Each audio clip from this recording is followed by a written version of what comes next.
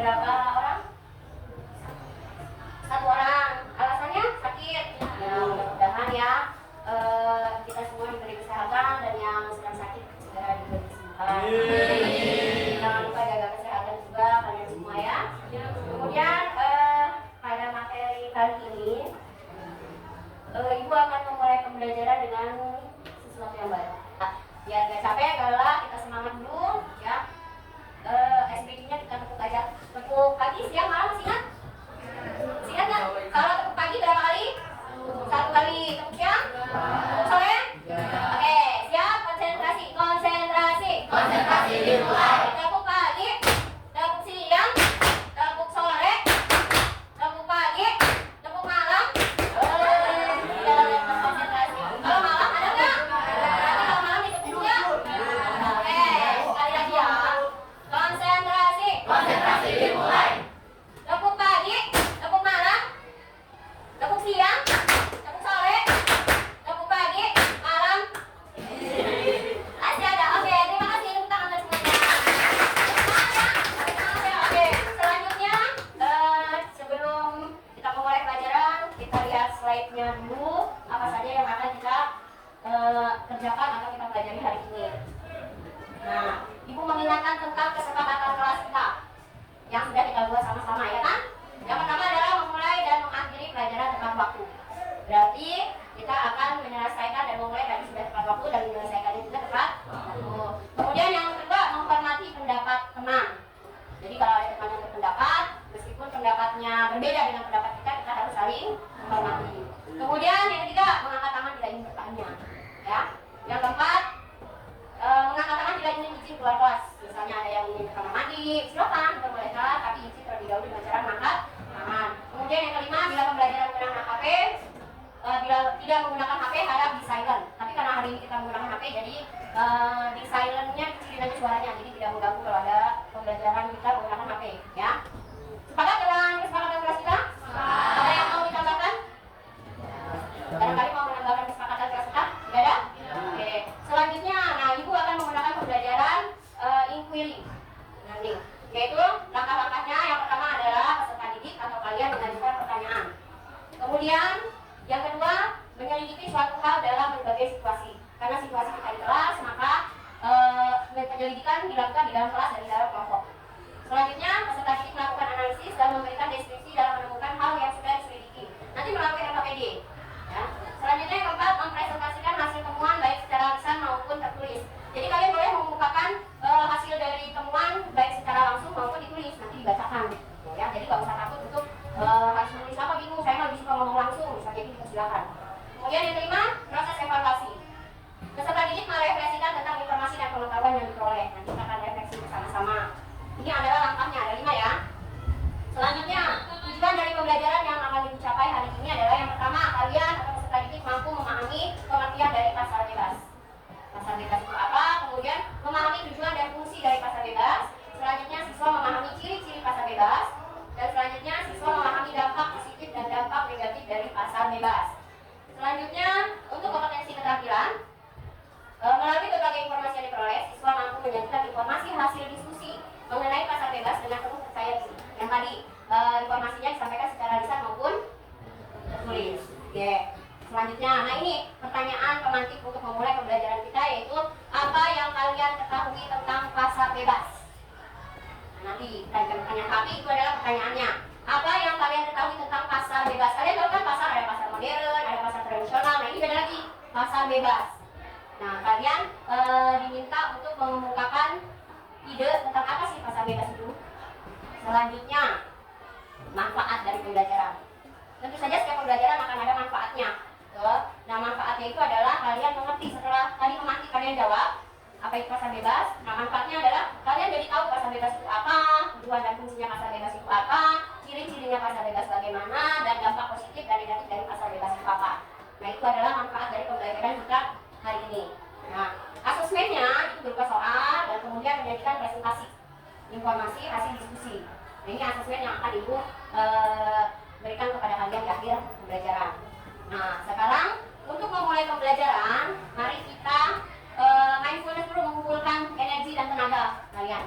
Oke, sekarang kalian boleh duduk Boleh tegang, boleh nyender, boleh santai, sesantai mungkin. Silakan kalian duduk sesantai mungkin, istirahat rileks karena kalian sudah mempelajari beberapa pelajaran sebelumnya ya kan. Sekarang ibu mengajak kalian untuk relaksasi terlebih dahulu. Nah, kita kasih musik biar supaya kalian tambah rileks. Boleh dipejamkan matanya, tangannya boleh di paha kalian atau di atas meja kalian, itu boleh. Dengarkan suara musiknya, tutup mata boleh, rileks, tarik nafas yang dalam, dengarkan suara musiknya, lupakan kelelahan kalian dari pagi sampai saat ini. Rileks, pejamkan mata, tarik nafas. Bayangkan kita ada di sebuah wilayah di daerah yang sejuk, banyak angin. Dan rileks, jangan lupa atur nafas dengan baik. Dengarkan musiknya, rileks.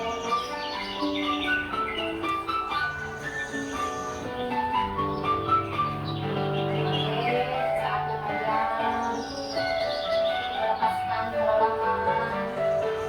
Tarik nafas selama beberapa detik untuk menambah pelajaran selanjutnya.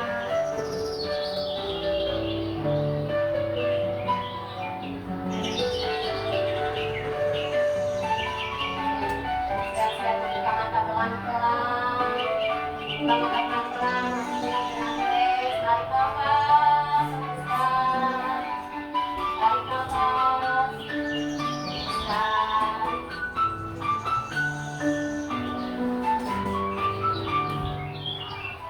Bagaimana? Sudah lebih nyaman? Sudah lebih nyaman, sudah siang-siang gini. Oke, untuk selanjutnya sudah siap memulai pembelajaran? Siap, oke. Nah, terima kasih untuk pembukaannya. Dan selanjutnya kita akan memulai pembelajaran kali ini dengan tema tadi pasar.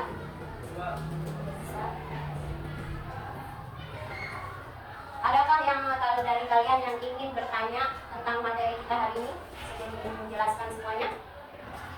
Ada pertanyaan tentang pasar bebas? Silakan. Boleh kalau sudah boleh disebut nama. Silakan. Sebutkan nama. Ya, silakan.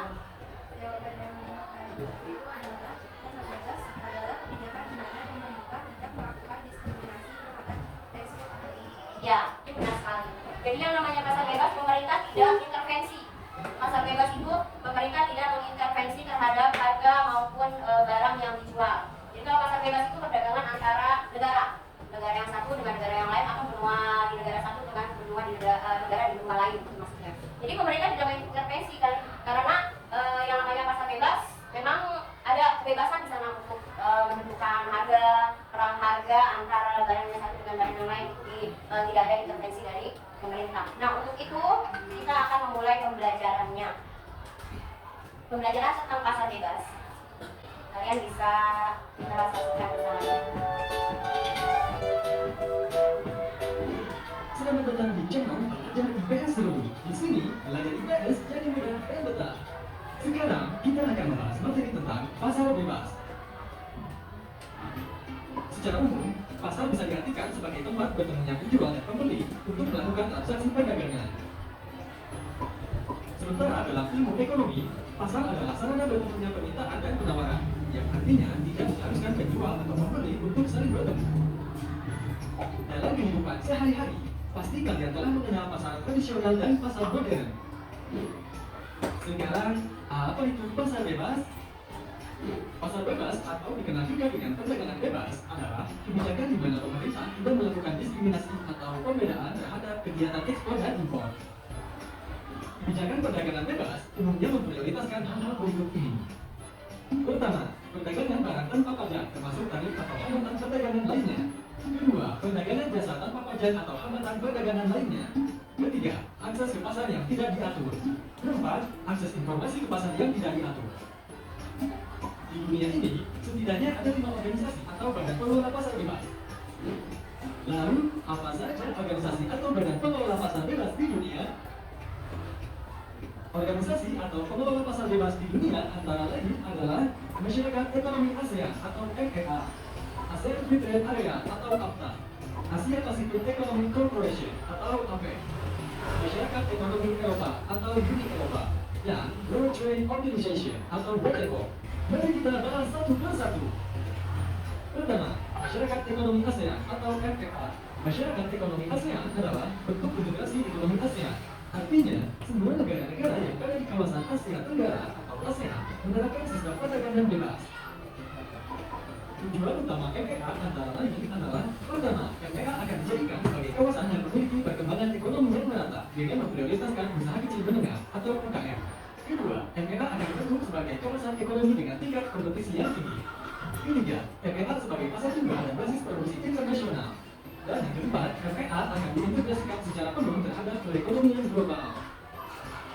Adapun anggota MFA adalah 10 negara yang terletak di kawasan ASEAN.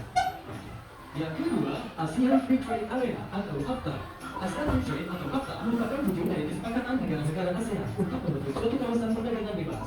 Tujuan utama AFTA antara lain adalah: yang pertama, menjadikan kawasan ASEAN sebagai tempat produksi yang kompetitif sehingga produk ASEAN memiliki daya saing yang kuat di pasar global. Yang kedua, menarik lebih banyak investasi asing atau foreign direct investment.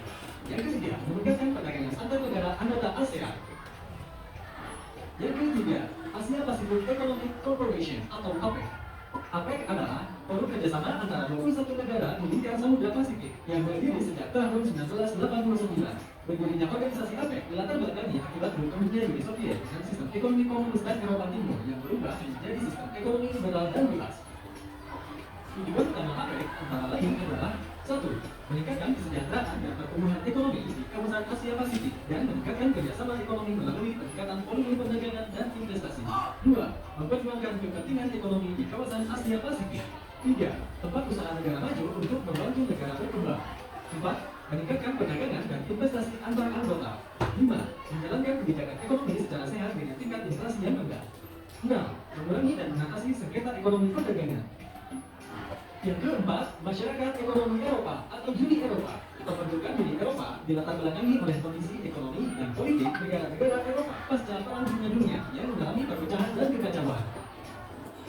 Selain itu, beberapa negara Eropa menginginkan kerjasama ekonomi dan politik untuk meningkatkan kesejahteraan dan perdamaian masyarakat Eropa.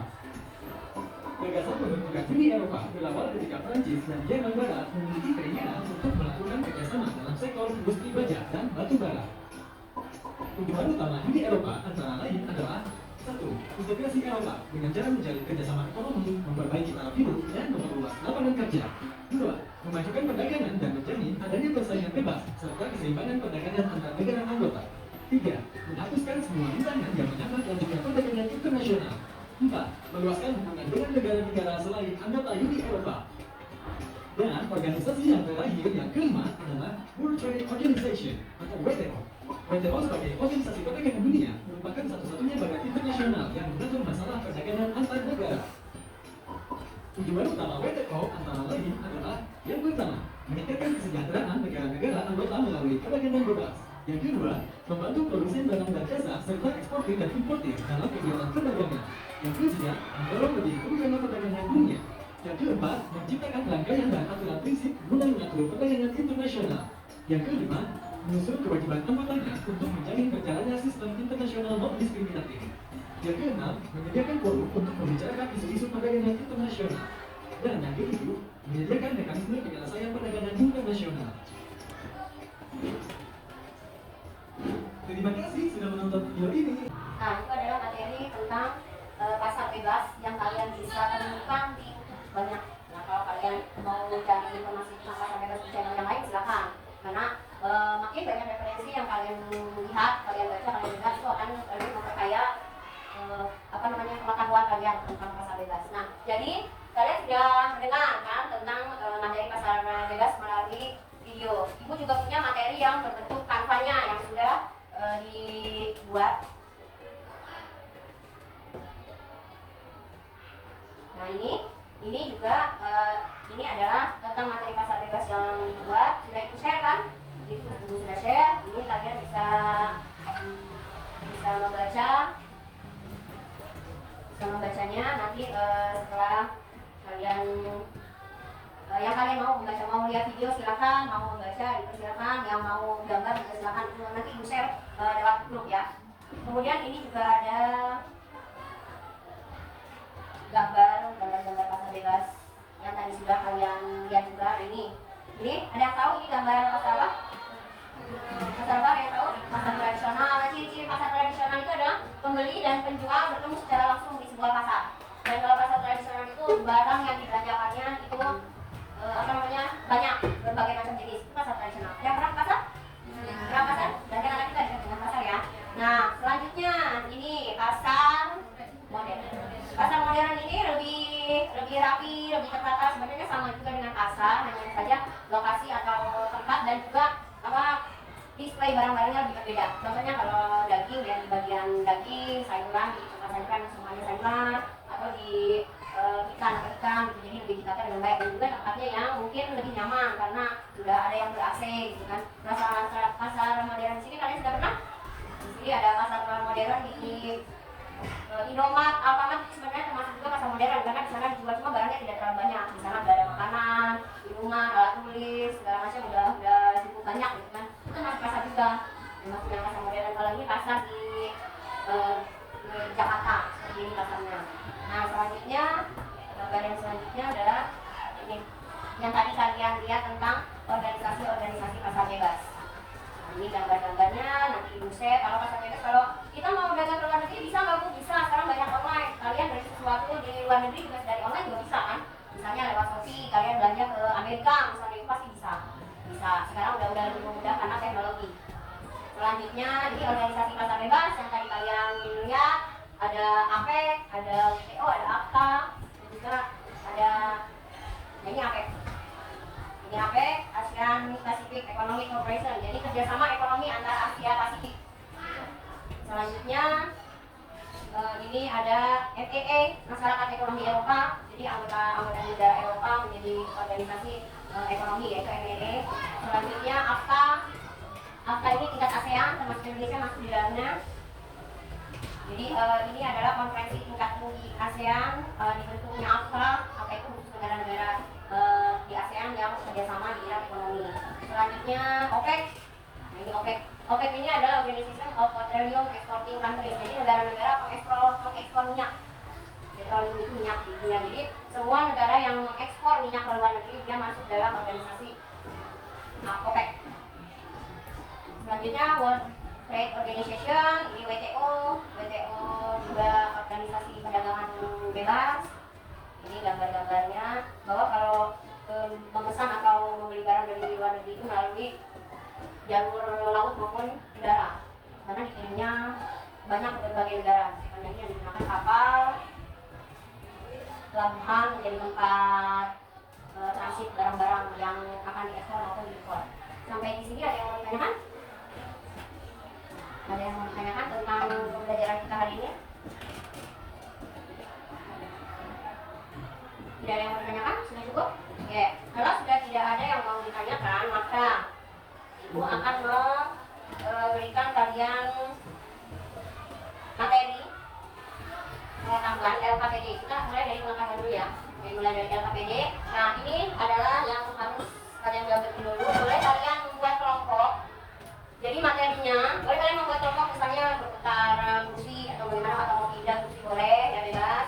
Kalian bisa melihat materinya di video tadi, atau bisa lihat videonya di materi yang kedua, gambar-gambarnya bisa dilihat. Nanti Ibu akan share ke tuh.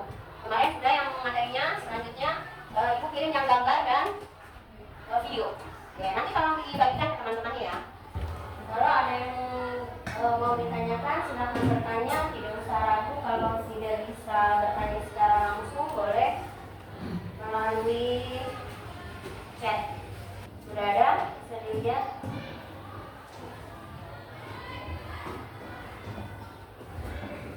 Bisa dibaca-baca terlebih dahulu materinya, kemudian gambarnya juga dipersilakan untuk dilihat. Yang ingin melihat videonya juga boleh. Hanya tadi kurang jelas. Boleh berkelompok mulai dari sekarang. Yang mau membaca di sebelah kalian, yang minat membaca boleh berkumpul dengan yang membaca. Yang melihat gambar silakan berkumpul untuk melihat gambar. Yang menonton video silakan melihat video. Boleh dimulai dari sekarang kelompoknya.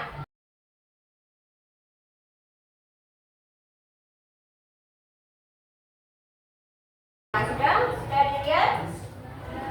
Sudah dilihat. Oke. Oke, sekarang Ibu akan membagikan LKPD-nya, tapi masing-masing ya. Masing-masing kalian menjawab.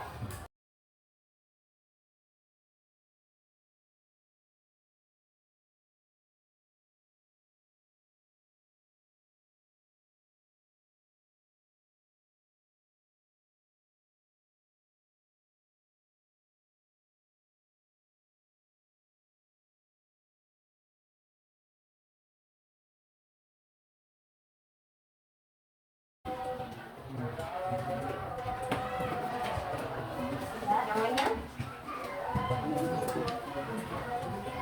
Ibu buat wheel-nya nanti siapa yang terpilih. Waktu kalian hanya 15 menit untuk berdiskusi. Setelah itu kita presentasikan.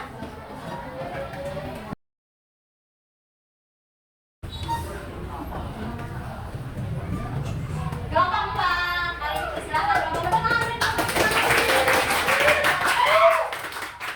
Ya, silakan. Yang lain dengarkan apa pendapat dari kelompok 4. Ya, silakan. Ya, boleh dulu. Yang lain dengarkan nanti sama apa enggak hasil diskusinya, atau ada yang mau dikatakan, boleh. Silakan. Assalamualaikum warahmatullahi wabarakatuh. Waalaikumsalam warahmatullahi wabarakatuh. Kami dari kelompok 4. Silakan Mas Ahmad Al-Buka. Saya dari diskusi adalah kita berbicara dengan hebat adalah Ya, dampak positif dan negatifnya dari pasar bebas. Ibu memberikan penjelasan yang melakukan kegiatan ekonomi tanpa adanya campuran tangan pemerintah. Bukan iklim usaha sehingga yang sehat semua. Ya, itu dampak positif. Sekarang negatifnya. Negatif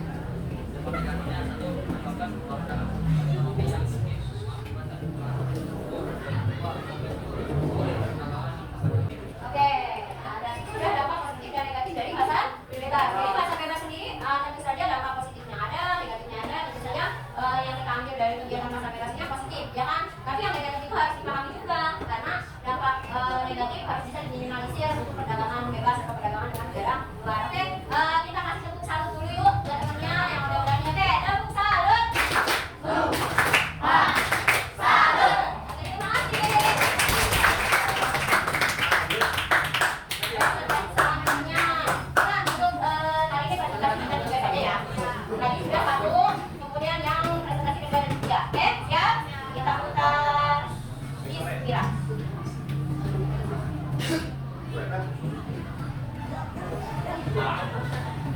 Oke, kelompok 1. Baik, assalamualaikum warahmatullahi wabarakatuh. Waalaikumsalam warahmatullahi wabarakatuh. Hasil diskusi dari kelompok kami untuk dampak positifnya, yang pertama yaitu memberikan kebebasan untuk melakukan kegiatan ekonomi tanpa adanya campur tangan pemerintah.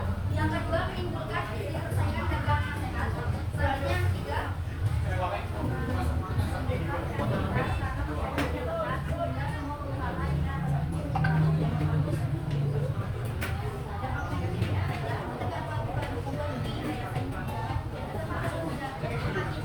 nah, itu adalah dampak negatif dan positif dari pasar bebas. Mungkin itu saja yang bisa kami sampaikan. Terima kasih. Wassalamualaikum warahmatullahi wabarakatuh. Waalaikumsalam. Kita kasih tepuk salut dulu dong. Ya, tepuk salut. Salut. Silakan ya. Sampai kita selesai. 2, 3. Kelompok 5.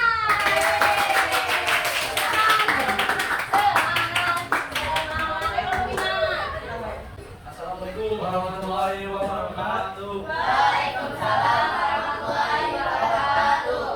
Kami dari kelompok 5 ingin menyampaikan hasil diskusi kami tentang dampak positif dan negatif dari pasar bebas. Perkenalkan, nama saya Alfi. Kenalkan nama saya Relajan. Silakan dampak positifnya dulu. Dampak positif melahirkan berbagai macam produk yang berkualitas, memberikan kesempatan untuk berkontribusi dalam kegiatan yang dilakukan dengan prinsip ekonomi masing-masing. Ya. Tentunya kesejahteraan ekonomi yang diperlukan antara ekonomi dan kondisi ekonomi cenderung tidak stabil sehingga menjadi masyarakat dalam pasar baik itu dia hasil kami dan kami. Sekian. Assalamualaikum warahmatullahi wabarakatuh.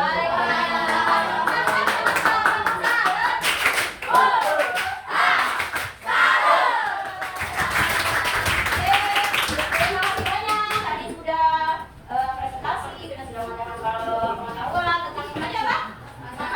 Pasar bebas itu yang pertama kita mengetahui arti dari pasar bebas. Kemudian apa lagi? Tujuan dari manfaat dari pasar bebas. Kemudian yang terakhir adalah dampak positif dan negatif dari pasar bebas. Nah, kalian hari ini 3 dari tujuan pembelajaran hari ini yang sudah kita pelajari dan juga kalian sudah pahami, sudah mengerjakan latihan-latihan dan juga sudah kalian diskusikan bersama teman-teman untuk kegiatan pasar bebas ini. Sekarang adakah yang ingin memberikan kesimpulan dari pembelajaran kita hari ini? Ya, silakan. Boleh kesimpulannya apa? Ya, boleh. Baik, assalamualaikum warahmatullahi wabarakatuh. Waalaikumsalam warahmatullahi wabarakatuh. Baik, kesimpulan dari pembelajaran pasar bebas ini adalah bahwa pasar bebas merupakan sistem ekonomi yang didasarkan pada pertukaran sukarela dan hukum penawaran dan permintaan tanpa campur tangan pemerintah. Oke, terima kasih banyak. Tepuk tangan bagi Jadi, kesimpulannya seperti itu tentang kegiatan pembelajaran kita hari ini. Tapi selain kesimpulan, kita juga ingin refleksi tentang kegiatan pembelajaran kita. Refleksinya, kalian bisa menggunakan Padlet di di laptop kalian. Kita buka. Saya ke Aliza ya. Ada yang sudah bisa menggunakan Padlet? Oke, dibuka linknya. Sudah di-share, Aliza? Ya, di-share ke teman-teman. Oke, dibuka Padletnya, kemudian